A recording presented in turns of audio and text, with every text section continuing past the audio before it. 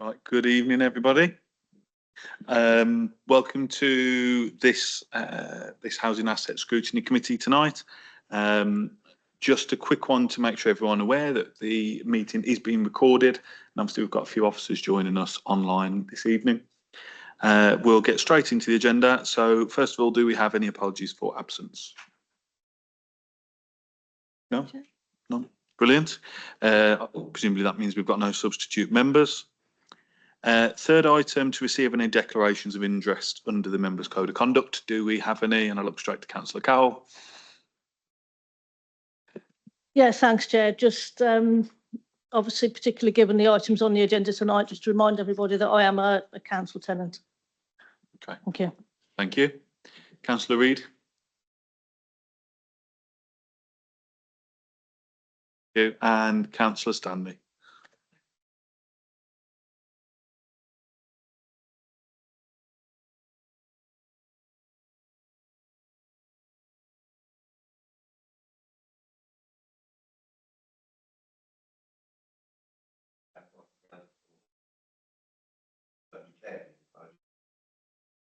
Okay, thank you very much.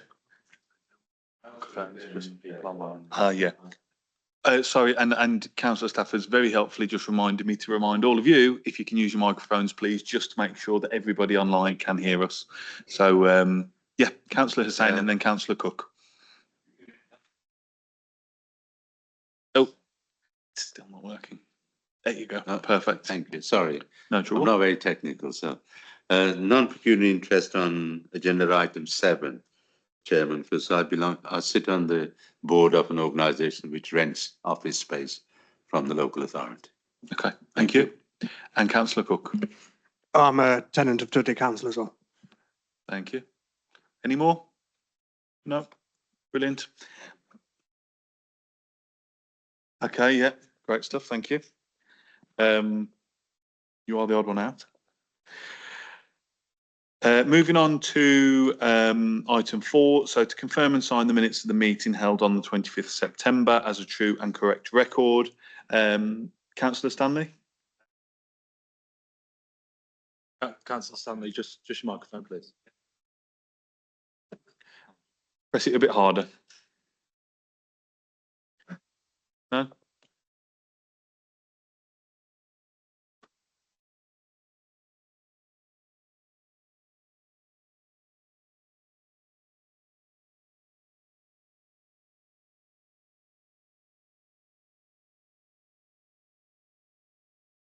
Oh, it's working now. Yeah. Okay, sorry about that, Mr. Chairman. No There's a bit of a technicality there. Just to point out that during the minutes on page 14, it's O at the bottom of page 14. I did request information regarding void losses for Q4. I do appreciate the situation where we are at the present moment, but just to point out, I did not receive any communication since I asked the question, but I will raise it later. Okay, thank you. And that might well be something that comes up in the action tracker, Kathy. Yeah. It does, yeah. Yeah. Right. Okay. Thank you, Councillor Stanley. If you could just your mic off as well. Thank you. Right. Anybody else got anything to raise on the minutes of the last meeting? No. Okay. Other than that, then we'll confirm those. Thanks, Lisa. Item number 5 is public forum. It doesn't look like we have anyone here with us this evening. No. Okay, we'll move straight on to item 6. So action tracker and future business. Kathy, are you okay to take us through that?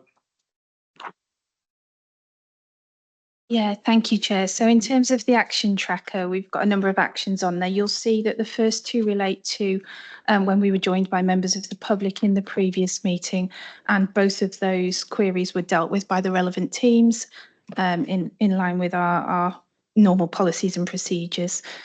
Moving down to page 25, there's information in terms of most of the actions on there. There was one that you'd queried in relation to council tax loss, Councillor Cowell. I'm just unfortunately waiting for that information from the council tax team. I have chased it up and I will get that across to you as soon as I possibly can. The rest of the actions on that page have been actioned. So unless anyone has any questions, I'll move on to page 26. And again, Oh, Councillor Stanley Oh. has got a question on that one, so we'll just.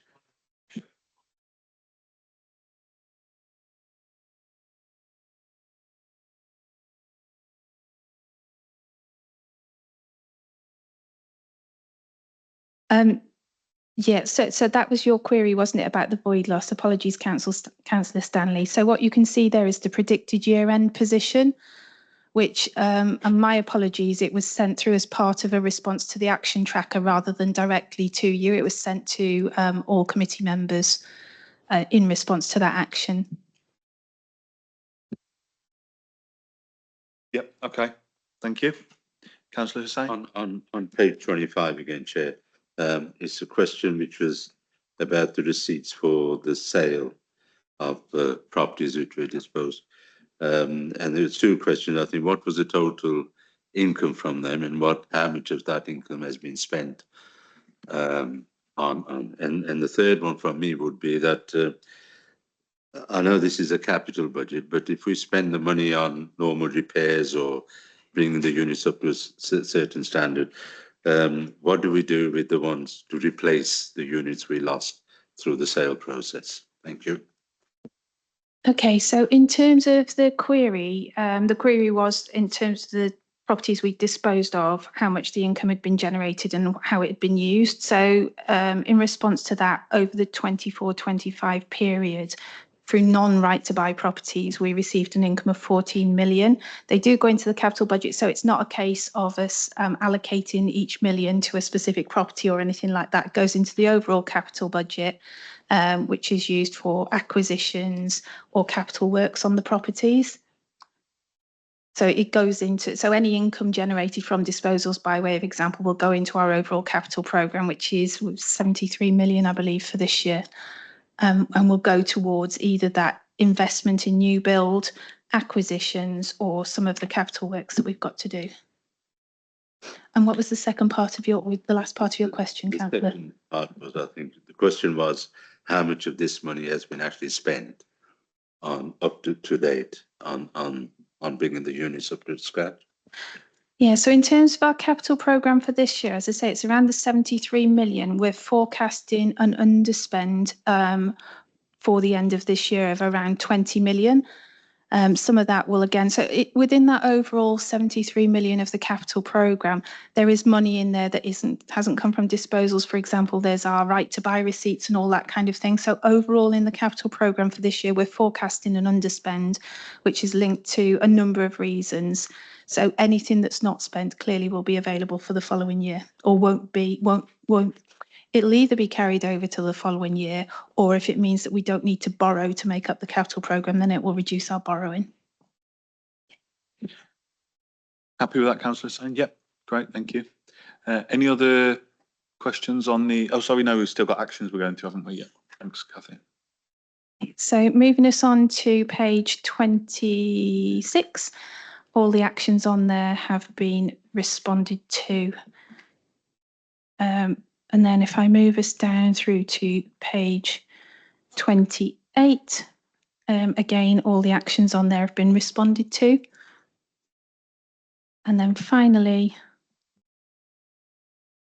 page 30, there's one action on there where I just had some up-to-date information from the Rogue Landlord Group, which I had intended to circulate in advance, but haven't because I've been off. So I'll do that in the morning, and apologies to the committee for me. And then I think we move on to page 31, which is actions for future reports. So I think that's all of the actions that we were due to complete. Thank you. Okay, thank you. Councillor Hussain, did you indicate that you'd like to come back again? Thank you, Chair. On page 26, thank you for sending us the list of wards where no access was actually able to get. Can I just ask, do we just cold call, or do we actually write to people to say we will be visiting you on this date? We do it through a number of ways. So, for example, when we did the full stock condition survey with Savills, we started off by cold calling because what we couldn't do is give appointments to 21,000 people. So they'd go around in an area, knock on the doors. If nobody was in, which, you know, highly likely some people wouldn't be, they put cards through their doors and then opportunity to call and arrange to go back. This is the mop-up work now that we're doing internally, where our internal team are picking up those that Savills couldn't get into through that larger exercise. And again, it's a mix of both, is my understanding. Ian, I don't know if you want to add to that.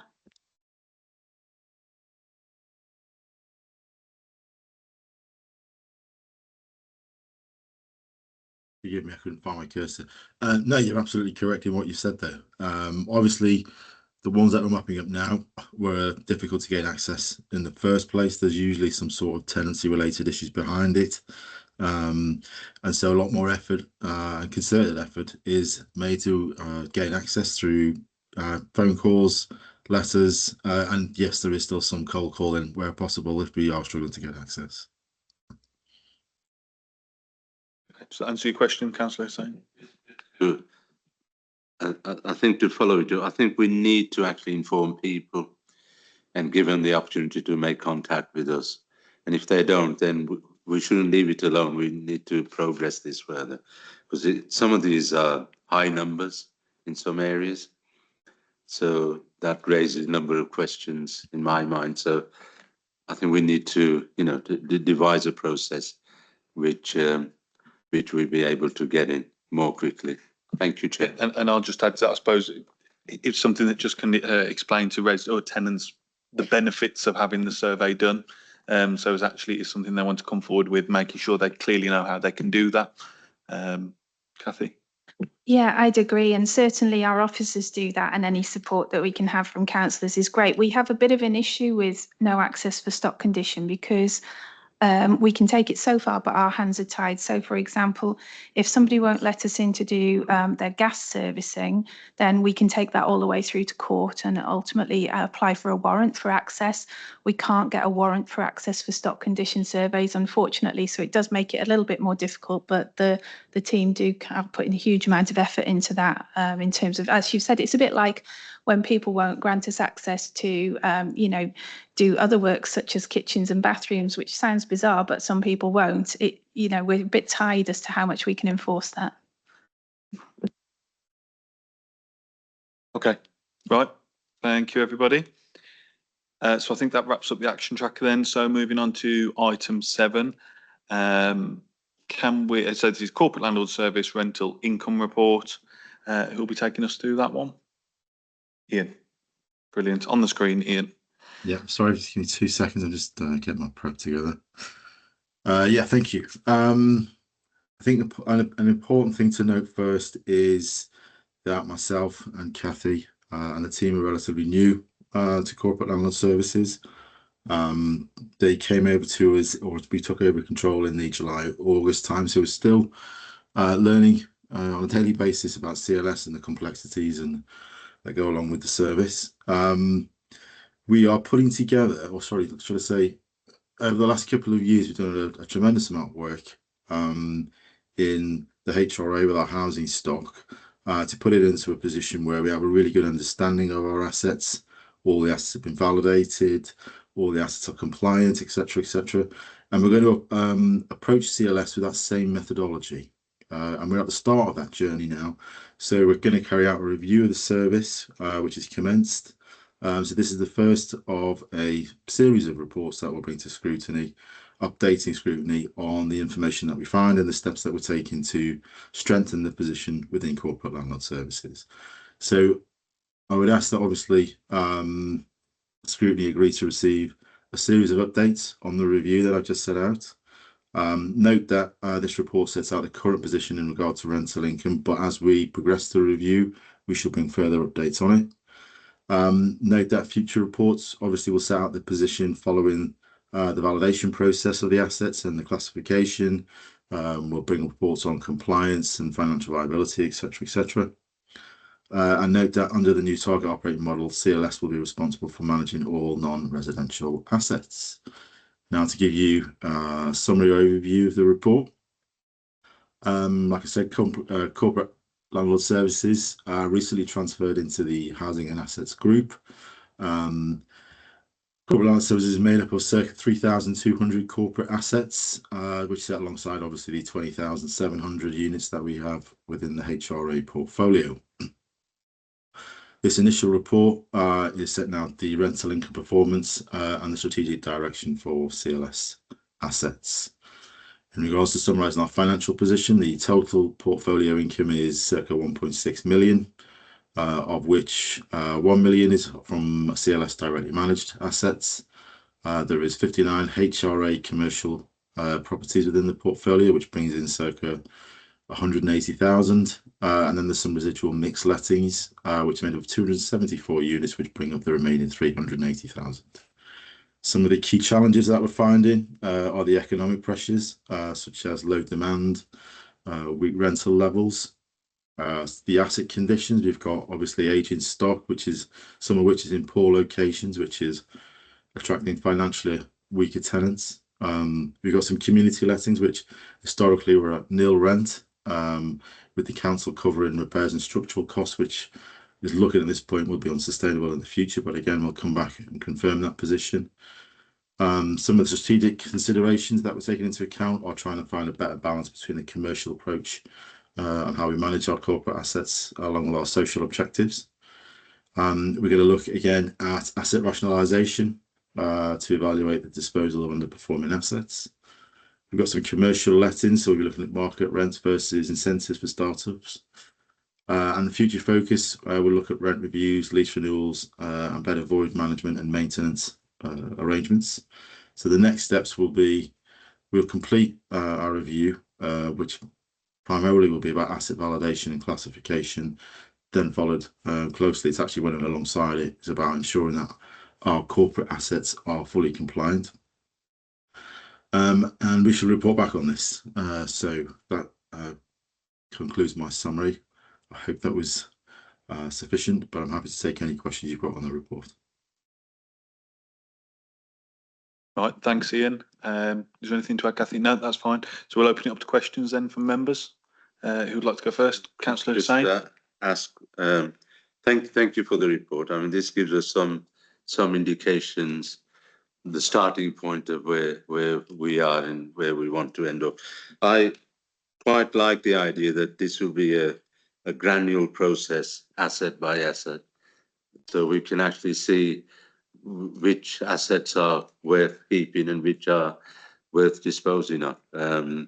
Besides, walking down the Dudley Town Centre, there's a lot of empty shops about, and I was just wondering whether some of those actually belong to the council or are they owned by the private landlords.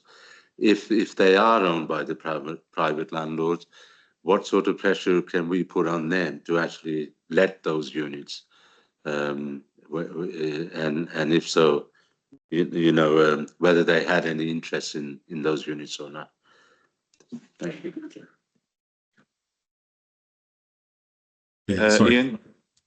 Yeah, I'll have to take that away as an action to find out exactly what action we can take, and I'll report back to the next meeting. Yeah.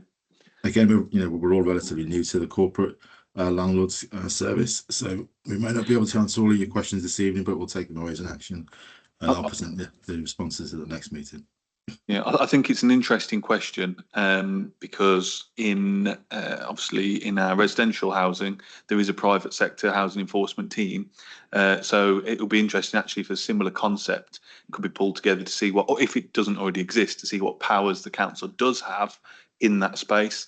Presumably, if you've got empty units that have fallen into disrepair, that are a blight on the town or the area, then there's certain powers that planning can come into that. So it might be a bit of crossover there, but certainly a really interesting point. And yeah, there's a lot of work to do on the council's own stock first of all, and then looking at those options. So I think really good point. Councillor Reid. Oh no, sorry, Councillor Cal was first, and then we'll come to Councillor Reid. Yeah, thanks, Chair. Just a very quick question and then just a point of clarification, really. The report, Ian, references utility providers, including telecoms. I just wondered if we knew, if we were able to separate out how many buildings we got sort of telecoms masts on or around. That may not be something you've got off the top of your head, I don't suppose, but if you could come back on that one. So yeah, well, as part of the initial asset validation process, we will be picking up all compliance related items, such as what you've mentioned there about aerials. We can set that out in future reports, exactly what our compliance obligations are, what our position against those compliance requirements are, and obviously list out any weird and wonderful and quirky variations to buildings that we've got, including like the satellites that you've just said. Thank you. And just one point of clarification, really, probably more so for the minutes. It refers to the Ernest Stevens Trust assets, and it's not very clear in here, but I think it'd be better recorded as Woolscope Park, Mary Stevens Maternity Home and Park, Mary Stevens Park Norton, and Stevens Park Quarry Bank, just to distinguish between the properties, just in case there are certain individuals, shall we say, associated with the trust who might make a bit of a fuss if it's not more accurately recorded. So thanks for that. Thanks, Chair. Thanks, Councillor Cole. Councillor Reid. Yes, just to go back on the town's stock, basically we've been in discussions with regeneration and whatever, and we're aware of the council stock, but the ones that are private, I think there's a new rule come out where they may be able to start working with the people who own the shops that they've left abandoned for how long, and I think the council have got some kind of way of getting in there, if getting the properties off them if they don't start putting them back into use. So, pardon? Yeah. So it's been discussed with regeneration. So yeah, another bit of crossover there into another department. Yeah. Yeah. Ian, did you have anything to come back on that? If it's helpful in future reports, we'll do a specific section on relevant legislation which sets out obligations and our reach in terms of obviously taking control of void or empty shops or properties that are obviously rented or owned outside of the council. So we can pick that up in a future report. Right, thank you. Next on the list is Councillor Stafford. Brilliant, thank you. Firstly, thank you for bringing the report to the committee. It's very much appreciated, and I do understand it's sort of been new to the team and so on and so forth.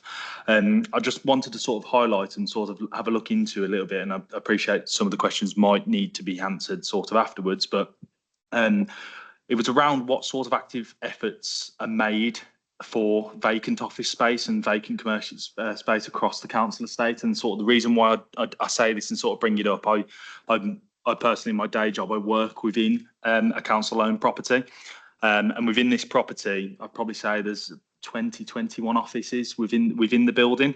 I've only ever seen businesses leave in my time that I've been in there. So I've been in there about 5 years, and businesses come and none ever seem to replace them. So it's more so to see like how do we advertise commercial spaces, whether that's offices, shops, in industrial units, whatever it sort of may be, because the amount of empty office spaces, it's only on Priory Street, so it's only sort of around the corner that are there. That it can be a lot of sort of missed income for the council. Do we sort of, at present, do we use like external letting agents? I tried to sort of have a look online on myself, and on the council's website, it sort of says that please click the link below to see available sort of letting space that's available. It doesn't really take you anywhere. So it's more so just to see where it's advertised, how it's advertised, and how can we really change it in the future to make people aware, because the particular office spaces over the road, I know there's a couple of buildings on Priory Street that would be perfect for small businesses and getting small businesses in there. If people can see this office space there, we can obviously get more businesses into towns, into whether that's like business parks, industrial parks, so on and so forth. But, you know, what active efforts do we make as a council to try and bring businesses into these empty spaces? One of the future reports that we're going to pick up on is about looking at the commercial viability of the corporate asset portfolio. We can pick up on that point to ensure that obviously we're optimizing avenues to revenue, be it through external letting agents or improving our current internal advertising process. Okay with that? Yeah. Okay. Thank you. Councillor Stanley. Thank you, Mr. Chairman. Following on from the Deputy Mayor's concerns over the businesses in and around the town, first of all, I fully agree. A lot of the property, I think, is in the Upper High Street that doesn't belong to us. But I am very interested to read on page 37, where we refer to New Street, Castle Street, and then the Queen's House, I believe, is in the Deep South, and then King Street and Stone Street. It would be interesting to know what properties they actually are. I've got a feeling that a block of these properties were built in 1923 by the old Dudley Constabulary and used for police accommodation. I think they're now passed over to us. One of the concerns that I have is that since we've stopped taking the general waste, most of these bins are either left in the street for people to walk into or caught in an obstruction. So it would be interesting to know. And of course, we've got a lot to judge ourselves on here, haven't we? Because when we come to Castle Street, I assume that the buildings referred to there is the old Dudley Council Plus offices, which are a bit of an eyesore at the present moment. And it would be nice to know what the future has for that part of Castle Street.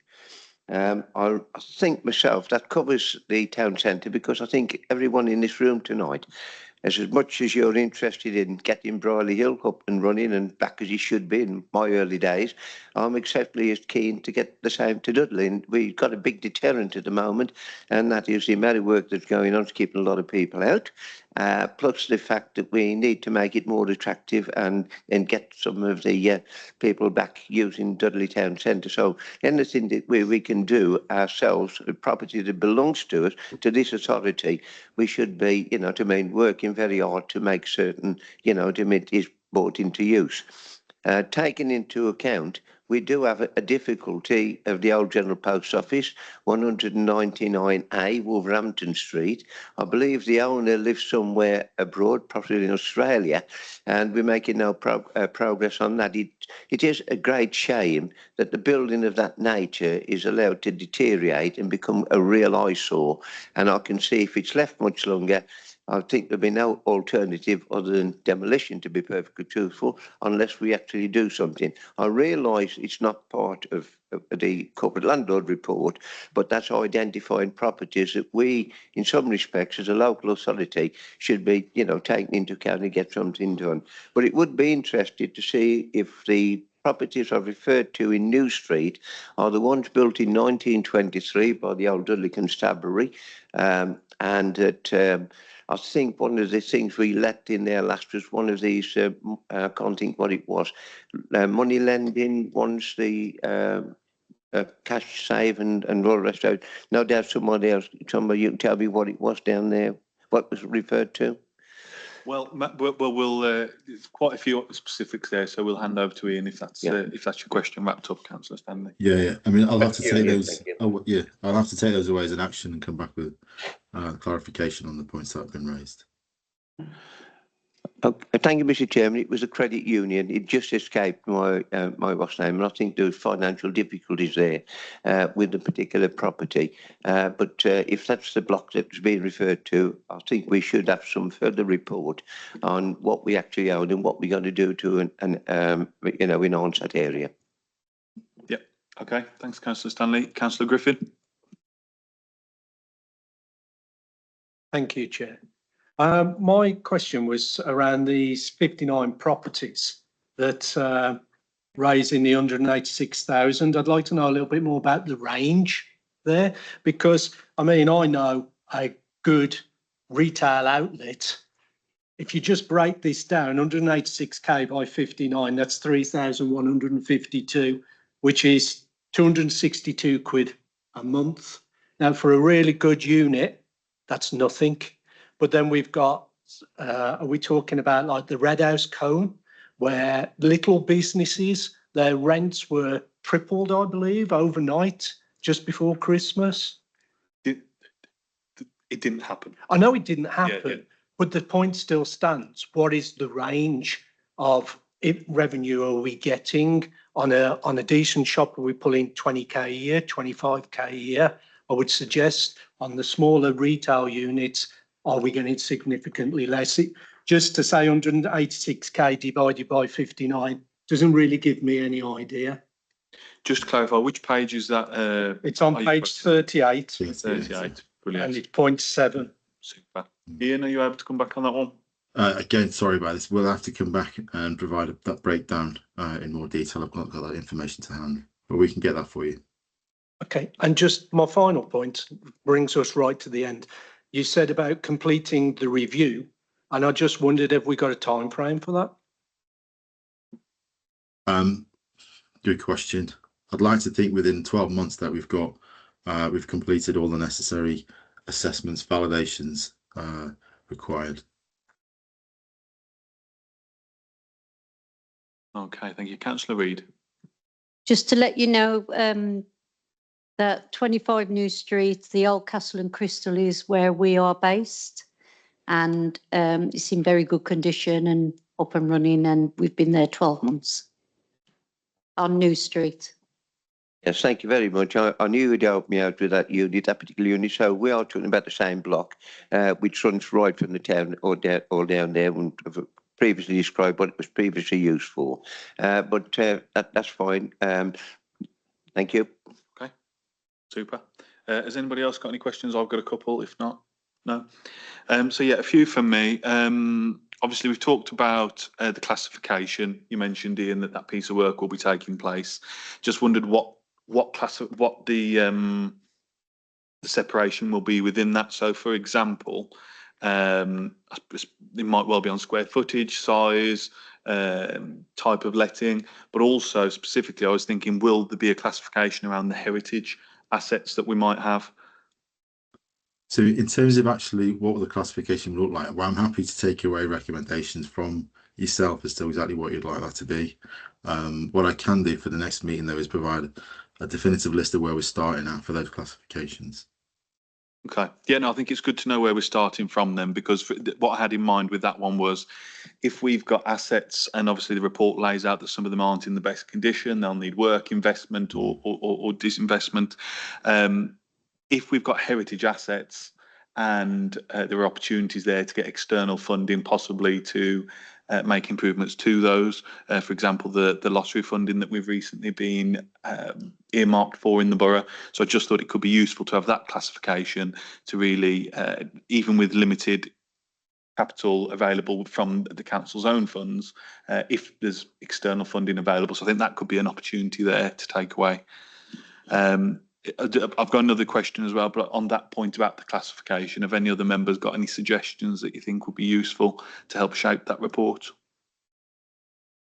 I know it's putting people on the spot, but just in case anybody got any ideas now.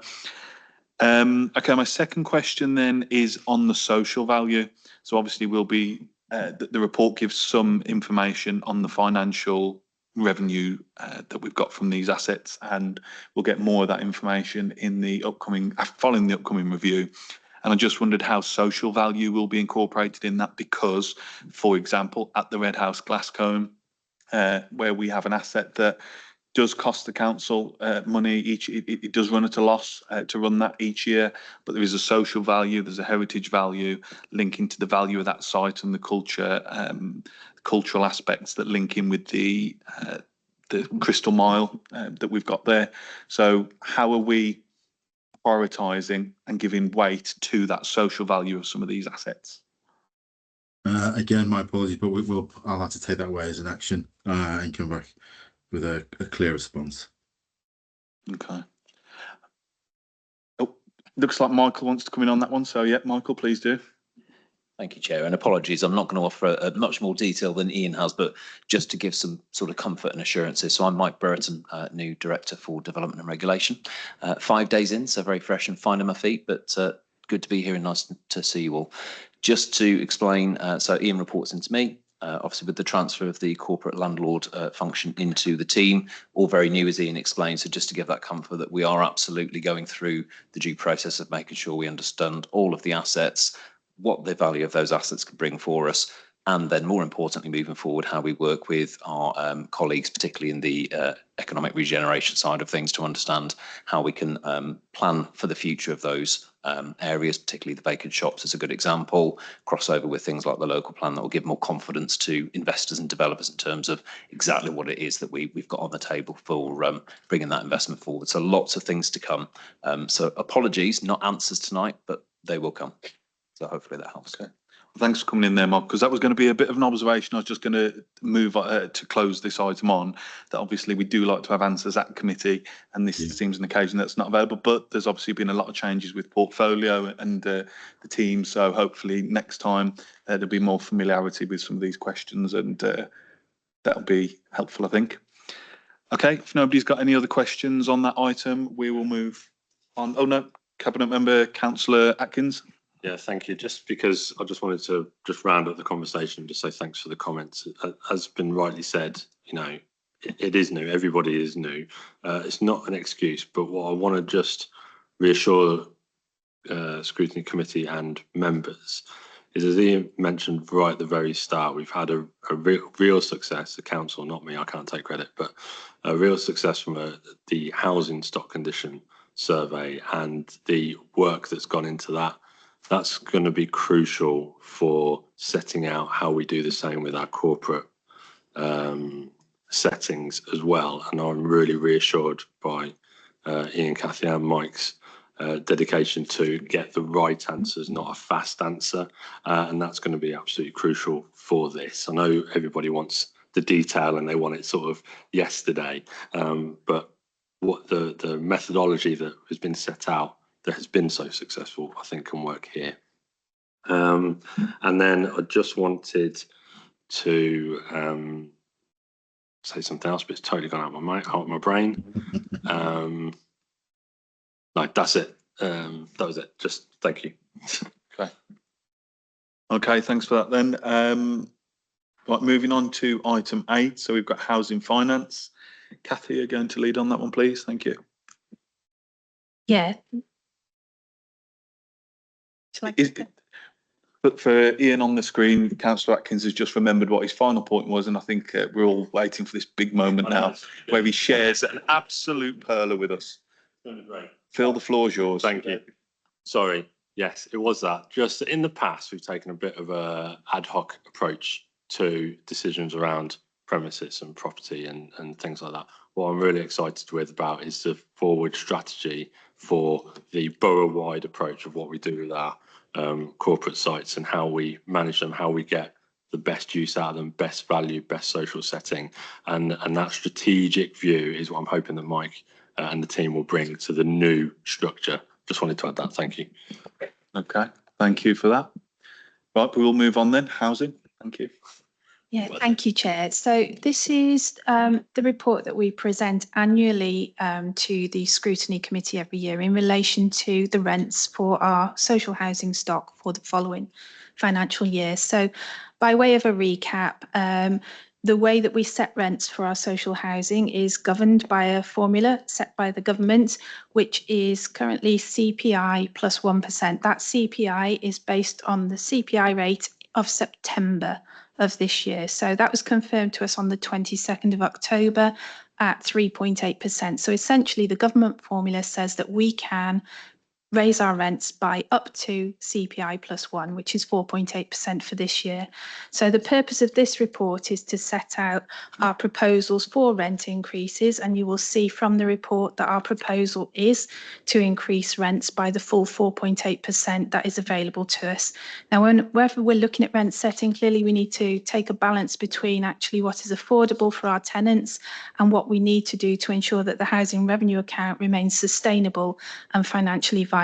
So the decisions are never, or the proposals and recommendations are never taken lightly.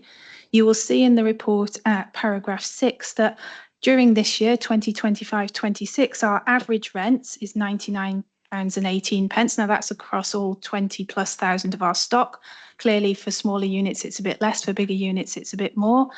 If the proposed increase of 4.8% for next year would increase our average weekly rents by £4.76 per week, so up to an average of £103.94 per week.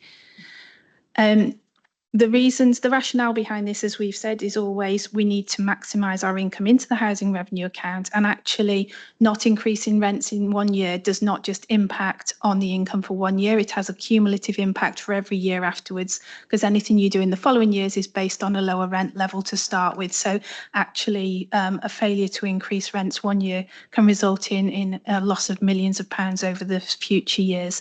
So we don't take the decisions lightly, but our recommendation is that. And it's based on a number of factors. We've talked a lot at this particular committee meeting about the work that we need to do to invest in our housing stock. Our housing stock is old, average age of around 70 years now, so it will need investment in it on an ongoing basis. We also have increasing investment requirements based on regulatory compliance, things that are coming in from the building safety regulator, the potential for decent homes too, which is coming. So a huge amount of pressure on our housing revenue account going forward, and we need to ensure that we do what we can to bring the income in to be able to meet those challenges and to remain compliant, hence the recommendation. You'll see that there is a couple of paragraphs in there on rent convergence, and this is really just an early flag that we felt it was important to share. So whilst we don't have the definitive guidelines from the government yet, nevertheless, it will be something that we will have to come back and talk about with, for example, Scrutiny Committee. It would be something that if we were recommending it, we'd have to take through all the governance processes. This is looking at the fact that for a number of social housing providers, sorry, take a step back, Kathy. For all social housing providers, there's something called a formula rent, which is the formula upon which the rent for that property should be based. For a number of social housing providers, not all of their properties are actually even at that formula rent, which should be your baseline rent. And the government is bringing in proposals they'll confirm in the next few weeks what those will look like that will allow social housing providers to increase their rents by more than the rent increase. So any homes that are below formula rent, the proposal will be to either increase rents by £1 a week or £2 a week until they reach formula rent. And that's again recognition by the government that social housing providers do not have the budgets, the housing revenue accounts to invest in the homes to meet all the regulatory challenges that are coming from the building safety regulator, etc. So we're flagging rent convergence at this point to kind of make people, make our committees, etc., aware of it, because it's something that we will have to consider when they confirm that formula. At the moment, our recommendation is the rent increase of 4.8%, but we will need to look at a local authority in the future about how we implement rent convergence. So it's a bit of a flag there and an early warning that will be a further conversation to have. Clearly, not all of our properties are below formula rent. Some will be less than £1 below formula rent. So it's quite an intricate exercise, but there's some information in paragraph 11 as to what that might look like. Moving on to the final part of the report, and committee will remember we've discussed service charges in the past, and we implemented service charges in January of this year after a very long period of reviewing them and making sure that we'd got it all right before we brought them in. We did say at the time that service charges can go up or down because they're based on actuals. There's no inflationary increase, and looking at the average service charge for 26-27 will go down. So average will go down from £8.73 to £8 per week. Now, clearly, again, there's a range, and as with our rent increases over the period of the coming weeks, now we know what the proposals are. Our finance team are working out actually what does this mean for each individual household, and they'll do the same for service charges. So we will have a very clear picture for each household before we make any recommendations to Cabinet and Council as to how many people will be affected and by how much. But overall, on an average, service charges are estimated to go down by about 73 pence a week, having looked at the actuals that have been spent. So I think in a nutshell, that's what's in the report, and probably better that I open it up for comments and questions. Thank you. Okay, thank you. So we've got a couple of indications so far. So it's Councillor Stanley, Councillor Cowell and Councillor Hussain. Okay, thank you, Mr. Chairman. This is to the Chief Housing Officer. Reading through the report, what concerns me is how many tenants have we got but on housing benefit, either full or part housing benefit. So give us some indication out of the total stock, what percentage we're talking about will pay the full amount, or the others will probably claim it through either benefit or partly benefit. So it does make a big difference to have those figures. Yeah. It's a very valid question, Councillor Stanley, and actually we'll make sure we include that in any report going forward. But around 70% of our tenants now claim full or partial housing benefit or universal credit. Yep. So it's quite a small number that pay it all themselves. Thank you. Good question. Councillor Cowell. Yeah, thanks, Chair. Sort of a mixture of comments and questions, really. I mean, myself and Kathy have bumped into each other at various points this week. And I just want to sort of emphasise that although I accept we are at an early stage in terms of the data, etc., I would have liked to have seen perhaps this either an extra meeting or perhaps this meeting delayed a little bit, because just to put a bit more meat on the bones in terms of this report, it is a little bit lacking in some details. We've sort of discussed rent, and I know that you've talked about you'll produce the figures on the spread of rents as we go forward. In terms of rent convergence and these 12,101 properties or tenants, whichever way you want to look at it, who are currently below formula rent, I wondered if, certainly as we go through the process, if we could see some idea of how far off that formula rent they are and sort of what the average would be. And what is the likely spread of those affected tenants across rent bands? Because if you move on to service charges, obviously we're going to need to understand who will be most impacted. Are we, for instance, going to see people paying, if you like, top rent, having the highest increase, and potentially facing top whack in terms of convergence impacts, should that come in? I just think we need to make sure that we see the data, as you know, in time, to make sure that we get some proper decision making. As for the service charges, and again, I mean, it is sort of referenced, I think, way back in the action tracker for the, not the last meeting, the one before. I would have liked to have seen some more data on service performance at this stage. I understand what you say about the 12 months. Obviously, in terms of getting the data, that's, if you like, a little bit easier from that perspective. But at the same time, we're going to make decisions in the next 6 weeks, 8 weeks or so, as to what level those charges will be. And it would have been good to see the bit more data on the performance to date, the impact, actual impact so far on tenants. I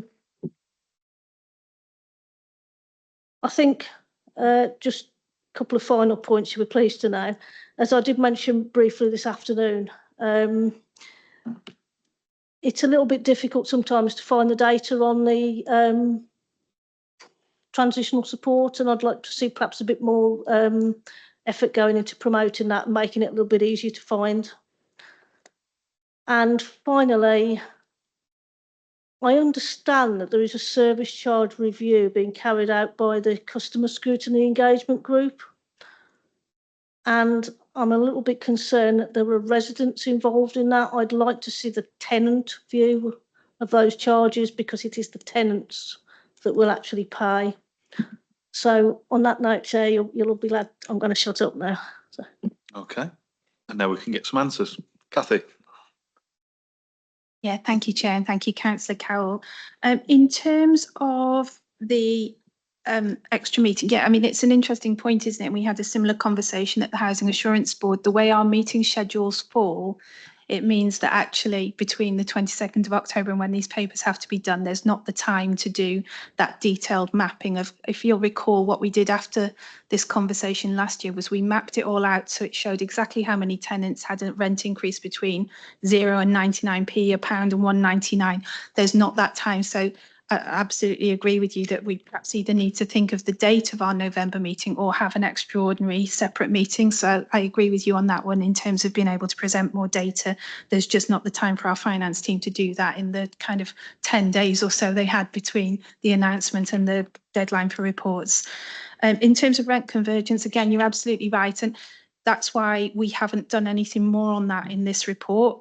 We were talking today about a number of our local authorities who we benchmark with are actually making the recommendation now to implement rent convergence without knowing whether it's £1 or £2, and they're asking for that decision to be made now. We're not doing that because we want to map it against actually exactly as you've described. So who are the people who will potentially, be subject to rent convergence? What does it look like in terms of their rent increase, their service charges and that kind of thing? We want that individual data. So we'll do that piece of work before we come back with a robust report on rent convergence for exactly the reason that you've described, because it could be the same people who are being impacted by everyone. In terms of service charges, as you've alluded to, we are doing it. They came in January of this year. We're doing a full 12-month review in January of next year. I think the only thing I'd say on that, and I'm looking up at our monitoring officer as well and putting him on the spot, but he may not know the answer to this and may need to come back as well.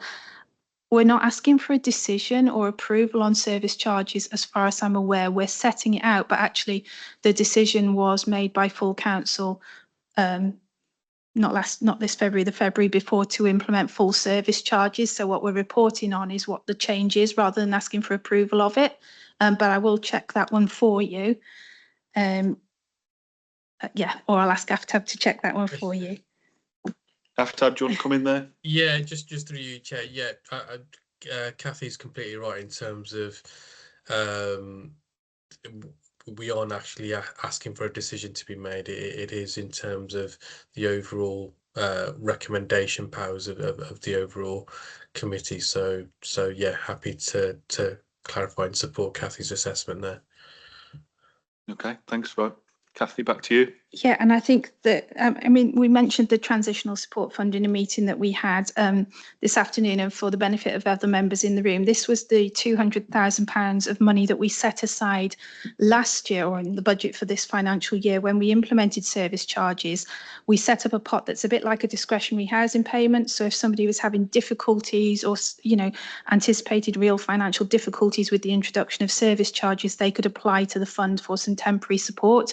And we had very, very few applications through the year. It has been very well publicised by our officers, and it was on the website. Councillor Cowell raised it this afternoon, and I need to look and find out where it is on the website and whether we need to do some more again. It went out with the rent letters. The income team promote it, but it's not where it used to be on the website. So I am going to look into that one, if you can leave that with me. And then finally, in terms of our customer scrutiny group reviewing service charges, yes, they are. And there are residents on that group because it's a customer scrutiny group and residents are our customers. But it's probably worth me just assuring the committee that the chair is a tenant, and ultimately it will be the chair who presents the report and any recommendations coming from it. You'll smile, Councillor Cowell, because I know I've said this to you several times, and you always smile at me when I say that. But there's always a benefit to having somebody who's not the target audience on a scrutiny group, because they'll ask the questions that perhaps the target audience won't ask. So, for example, we've got a resident who wanted to be on the group who, again, wasn't a tenant, but wanted to be on to kind of scrutinise things like our compliance works and maintenance, because they came from that kind of background. So they can ask different questions. It doesn't mean that they're leading the recommendations. So I think we'll be very cognizant of what you're saying, but we would hope that through the chair and through the fact that the majority of the group are tenants, that the questions and recommendations would be fair and would be led by tenants. That's all I can say. We can't exclude, I don't think, the resident from the group, and I think they probably add some value to it. But what we're saying is they won't make decisions that perhaps a tenant wouldn't. Councillor Cowell, I'll come back to see if you've got anything to add, but I know Councillor Bevan also wanted to just respond. Thank you, Chair. Just to acknowledge and pick up on some of Councillor Cowell's points. I appreciate that you feel that the report is lacking in detail, but Chair, I would remind members that this is a strategic report based on rent increases detailed by Cathy, and that reflects a average rent increase of £4.76 per week. And I'm quite happy for us to present the detail on certain property types, resident types, and any other option that you can think of. But ultimately, what we're presenting here tonight is a rent increase of 3.8% plus 1%, 4.8%, and on average that will be £4.76 per week. I think if we provided the detail at this stage, Chair, we would certainly be here till 9:30, and I think we would probably be reconvening. But I do accept that sometimes these reports sometimes contain too much information, and it's difficult to see the wood for the trees, and other times it seems a little sparse. But I think that we have got the balance right for the level at which we've presented this report tonight. The rent convergence caused quite a discussion this afternoon in the Housing Assurance Board, which was a special one-off meeting just to look at this particular subject. And it has caused some discussion again tonight. The decision to include it, it has no bearing on the rent increase that we're recommending that we put through, but it is of such magnitude that we thought it was only right that this is flagged up now, rather than face questions down the line, such as, why didn't you tell us last November? It seems we're damned if we do and we're damned if we don't on that one.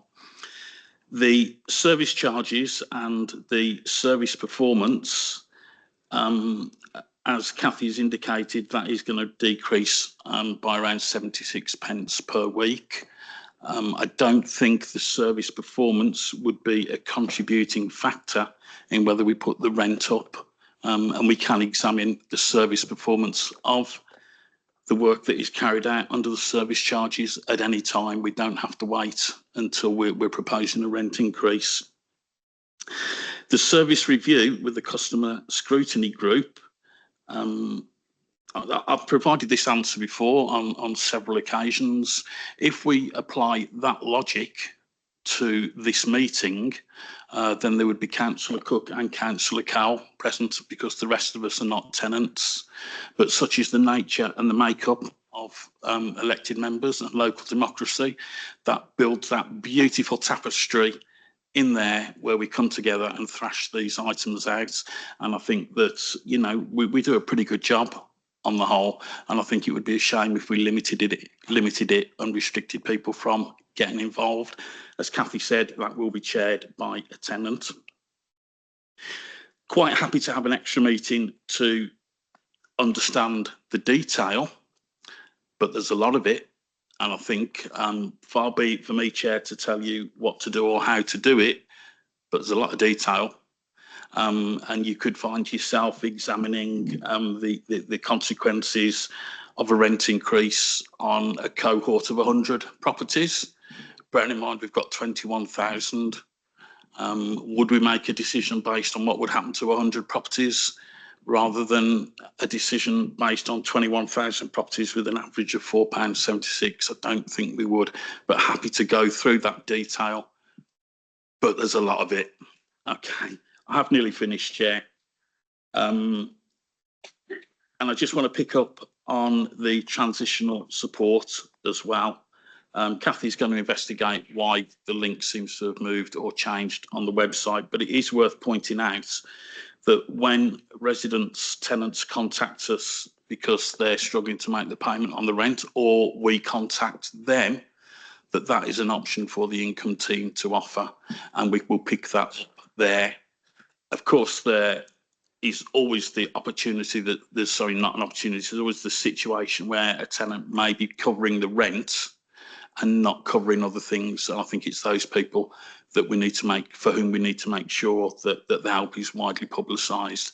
But if somebody does fall into arrears with us, be assured that the income team are aware of that support that is available, and will make the necessary arrangements.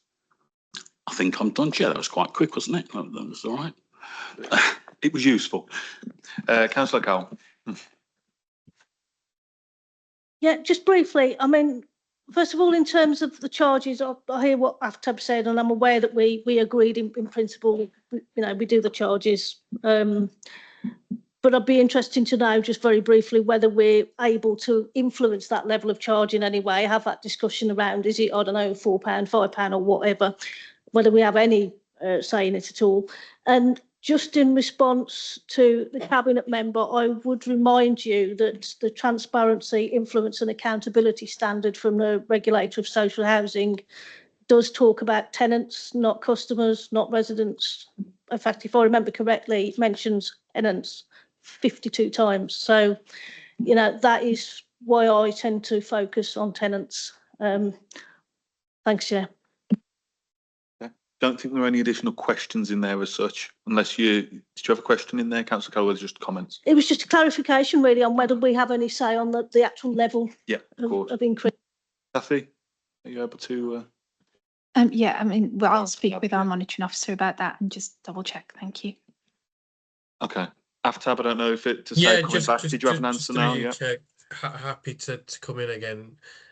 In terms of the gift within this committee, it is overall within that recommendation piece. So it can make recommendations forward in terms of cabinet, and it's one which myself and Kathy can take away and provide further clarification for the committee overall as well. Okay, thank you. Councillor Hussain and then Councillor Reid. Thank you, Chair. Can I just, Councillor Bevan and Kathy mentioned about rent conversion. It's a positive move. I think we shouldn't hide things. We should actually bring it into the public forum so everybody's aware of what needs to be included and what's not. So that's a positive move. So thank you for that. Can I just make a comment on, you know, the CPI plus 1%? Is that tablet of stone, or it's tablet of stone? You can't. Yeah, it's set out in the rent formula that's set by government, and they've just this year confirmed that it will be that for the next 10 years, CPI plus 1%. The reason I say this, Chair, is these are challenging times for everybody in Dudley or all over the country, and we just introduced service charges in January last year. So this the tenants will be paying the rent plus the service charge, which they weren't paid last financial year. So the increase is not really just CPI plus 1%, it's CPI plus whatever the service charges is going to be on. And I was just wondering if it's possible to actually look at just CPI and leave out the 1% out of the equation, if that's possible. If it's law, then there's nothing we can do. So that's one question.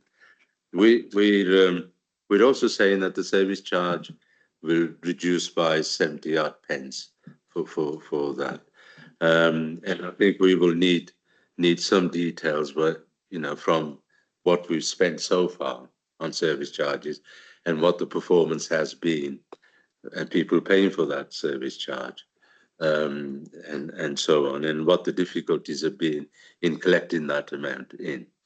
Now, obviously, if the rent goes up, the service charge is there, so there may be some difficulties in actually meeting those liabilities from those tenants. So have we made any provision, or will we be making any provision to actually ensure that there is a safety net somewhere which will meet those difficulties? Thank you, Chair.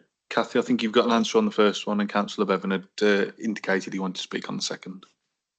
Yeah, my apologies, Councillor Hussain. I misled you there. So the rent formula itself is set by government, CPI plus 1%. The decision for each housing provider is whether to implement the full rent increase that they're allowed to. So yes, you're right. In theory, as a local authority, as a housing provider, we could say we think we should only implement by CPI, but we then, that 1% is then lost for every year in perpetuity after, and that amounts to tens of thousands, you know, as we go forward, because your rent increase next year is then based on 1% less than. So there's a cumulative effect of that adds up very quickly. So that's something that needs to be taken into consideration. But we could do that. You're right, we could. And in terms of service charges, I know Councillor Bevan wants to come in. That 12-month review, when they've been in place for 12 months, we'll look at what we've spent and the performance and everything that we've done around service charges, and we shall share that. In terms of provision, I think it's important to kind of point out that, as we've said before, around 70% of our tenants will get full or partial help towards their rent. And if they get full or partial help towards their rent, they also get it towards their service charges. So sometimes, not all times, I appreciate that if you're on partial benefit, it may still be a struggle, but actually it's the 30% who get no help who we perhaps need to be most cognizant of, because they will get a rent increase and will still have to pay service charges. The two bits that are linked to that is service charges are the norm. Yes, historically in Dudley we hadn't charged them, which is very unusual because all housing providers do. So we had to bring them in. Hopefully people have got into the swing of that. We've not seen any impact on arrears. We've seen very low take up of the transitional support fund that's in place. So we're hopeful that that means people are managing, but we've kept that transitional support fund in place for a further 12 months in case people do start to feel the impact. So if they do start to feel the impact from a rent perspective and they're not entitled to any benefits, then we'd offer advice on that side. If they're struggling with service charges, and again, it's not covered by any welfare benefits, we've got the transitional support fund to try and help them. Can I just ask Kathy on the rent conversions? The government has actually said £1 or £2 a week. What was the logic behind coming to those figures? So, I'm done. If I knew the logic behind government decisions, I'd probably be in a different job, but I'm not entirely sure. I think they were looking at a way to allow social housing providers to get to where they needed to be in rent levels in a way that they probably felt had a more limited impact on tenants. So for example, if they said if they said in their policy, just increase it straight away to formula rent, that could, you know, for a number of people, perhaps be £5, £6, £10 a week, not necessarily in Dudley. So I think they've tried to have a balanced approach of staircasing it until you get to the formula rent, but I don't know for sure. Okay, Councillor Bevan. Thank you, Chair. It's twice now we've been asked to provide more detail, and I just think for the sanity of the team that we have some direction on what detail is required, because these reports take a lot of resources and a lot of time to put together. And what I don't want to do is have people working on something, bringing it here and not having a proper discussion because it's not what they wanted. I think it's really important to be precise what it is we're asking for here, if that's okay. Yeah, absolutely. So Councillor Saint looks keen to come back on that. Yeah, can I just, I think I didn't ask for more details. I think what we're saying is that in the planning process, the final report will include the issues I raised about that. And I think one thing which I would have asked is that a breakdown of the table, CPI equals X plus 1% equals this much. That doesn't take, much time to actually draw that up. So that's the point I was trying to make, Chair. Councillor Bevan. That's fine. Apologies, Chair. I misunderstood. We can do that. That would be part of the modelling that we would provide anyway. Okay, brilliant. Councillor Reid. Basically, I'm quite concerned about this rent rise and the service charge rise. And you say that you have this little bit of pot of money for those people who struggle if they can't pay the extra. And I guess coming April that we may get a council tax increase as well on top of this. How do we, councillors who are in the wards, who are already trying to meet the needs of them, adjusting to a service charge that's just been put on top of whatever they've got to find, now we're going to have to deliver, or the council's going to deliver, £4 something rent rise, their benefits aren't going to go up. So on the average single man getting, I think it's £400 a month, gas, electric, water, whatever, food, clothing, he's got to find another £4 something or £8 something for his service charge. And if he's a part-time worker, how are we councillors who next April, we're going to be on the door getting so much abuse, it's going to be unbelievable, because we've already got them coming for food, clothes, electricity now we're giving you know, numbers for them to get electricity every quarter. So it might seem only like figures to you and what we're asking for, but we councillors are on the other end with the human being. So when we're asking for like the service charge and how much arrears and has it settled or have you collected the service charge, it's only figures that we can put out and say to the customer, well, so many people have adjusted, but if you can't adjust, there's a number that you can, you know, get discretionary support. But to be quite honest, it doesn't, as you're coming over, these are just figures to you, we're with the human on the other end. So I'm just saying, you know, we have that daily, the struggles. I can see Councillor Bevan's keen to come back, but Cathy did signal first. So Councillor Bevan will have to, yeah. I think, and I appreciate it may come across as figures because we have to make the proposals, but we do always think about the humans behind. It's just worth clarifying that on an average, service charges are going down, not up. It's the rent that we're proposing goes up. And if our rents increase, then anyone who's on benefits who is getting the housing element of those benefits, their benefits will increase accordingly. So actually, the people we are least concerned about, it's not to say we're not concerned, but the people we are least concerned about is the 70% who are in receipt of benefits, because they will get the corresponding increase for the most part. But we recognise we've got that 30% who won't get any additional help and their wages may not go up. I go back to two things really. So our housing system doesn't separate out rent payments and service charge payments. So if somebody's rent is £100 and their service charge is £5, the system captures £105. It doesn't say if they pay £99, it doesn't say they've paid £99 to their rent and haven't paid £6. It's an overall figure. So that bit our system won't tell us. But what we do know is that our percentage of rent arrears across the piece and income collected, the performance is the same as it was before we implemented service charges. So we're not seeing increased arrears since we implemented service charges.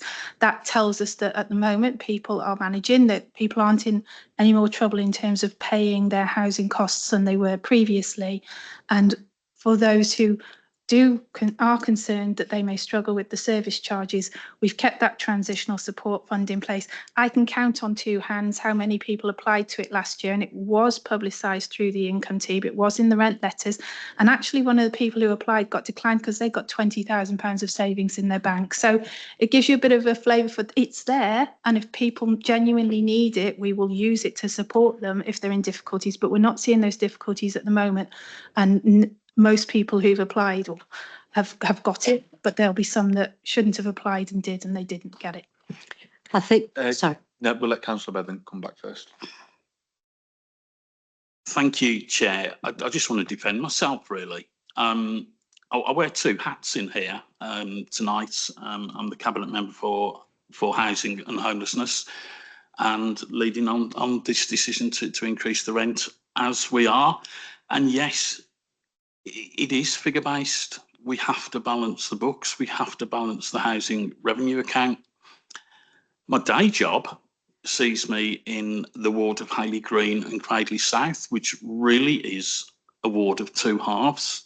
And a good half of the ward over in Cradley South is predominantly council housing stock. And these discussions that have been raised this evening are discussions that I have with residents, and I have to balance my response to them. And the residents that I speak to, Chair, understand they have to balance their books at home. The council has to balance its books on their behalf. And as Cathy has said, anybody that receives the housing element of their benefit will see this covered. And I think Councillor Reid answered her own question. She said, what's going to happen? And then said that when people present and can't afford, that they refer, and here's the number that you can ring and get some help. And that's our support. So it is there, the support is there. And as Cathy said, we have to look at the 30% that don't receive any help? How are they coping? And that's just as important as the people that are maybe covering their rent and not covering other things. They're the people that we need to be looking out for, because we've got a lot in place already for the people that receive benefit. Okay, thanks, Councillor Bevan. Councillor Reid. I can agree with him with that. With those who are on benefits, they are getting a lot more support than those who are in work, because lately I've had the majority of people who are in work who can't buy food, can't get electric and gas, because it's either mortgage, rent, council tax, because the council tax increase last year has killed quite a few people, from say £20 a month to £64 a month, and them thinking, where am I finding another £40 from? So it's just that we've got answers then when we go out on the door to say, well, this is the number. A lot of people are foreigners, where when they phoned, there's nobody of another language on the other end of the phone. So they've come back to us and we've had to make calls for them. So that was a big part of it for me, with trying to help people. But thank you for that. Thanks, Councillor Reid. Have we got any other questions? No. I had a few, but I think they've been answered amongst the others. But one, I just thought I'd ask a little more on, and that's obviously it's good news that the service charge is likely to go down as an average, and that does show us, kind of answers the question that I've got, which is how do we make sure that the council is achieving best value on behalf of the tenant? Because it's the tenant who pays it, the council who arranges it. I assume that one of the ways is the customer scrutiny group, but I just wondered how that works in terms of how do we as a council make sure we are getting that best value? We're getting 3 quotes and then we're going with the cheapest.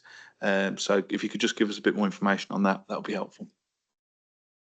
Yeah, so again, the vast majority, if not all, of the services that are charged for under a service charge will have been commissioned. So actually it's incumbent on us as we re-procure contracts to ensure that we're listening to tenant voice when we're re-procuring those. So we'd obviously do that work. I'm talking about things like cleaning contracts and that kind of thing. The bit that we always do have to be cognizant of, and we try and share with councillors and with our tenants, is that the services that they are paying for is what's on the specification. They may want a higher quality service, a gold service, rather than a bronze or a silver. So what we have to do is make sure that they're getting what they're paying for. In a more mature conversation that you would have with tenants, if you'd had service charges in right from the very start, you can start to look at, well, this one particular block likes their grass to be cut like everyone else, but they want it collected, whereas our specification is for it to be left there. And then you'd have that conversation about, well, yes, we can collect the grass, but actually it'll cost you another 10p a week. Do you want to do that? And you can decide that's a block. We're not at that position yet. So we have to quality check and make sure that the services that they're paying for, they're getting. And we've had instances through the year where, for example, with lifts, where a block is paying for a lift and the lift has been out of service, we've refunded them. So we're doing that piece of work, but then as we come to re-procure, we'll have to take on board the comments and I think engage our tenants in the specification for re-procurement. So that's how we continue to ensure it on a more strategic level. Does that help? Yeah, well, I just think, as I say, though, in terms of getting that best value, and you say the commissioning, so that you gave an answer there, Kathy, which I think tells us how there's a view to the future to change the specification, but in terms of getting that best value again. So whoever's cutting the grass and leaving it there because that's the current specification, how do we make sure that there's best value for the tenant on that? Yeah, apologies. I went off on a bit of a ramble then, but essentially it's through the procurement process. So when we're procuring services, we'll put in the tender how we're assessing based on price, quality and social value. So that's all normally wrapped up in the tender process for external services. So we would again look at that when we re-procure. Okay, thank you. Okay then, no more questions on that item, so we'll move on to item 9. Any questions where 2 clear days have been given? There was a question submitted, but it wasn't within the time frame. I'm just looking at that's been sorted. Okay, so yeah, in that case, that concludes this evening's meeting. So thank you very much, everybody. Have a safe journey home. Thank you, everyone. All right.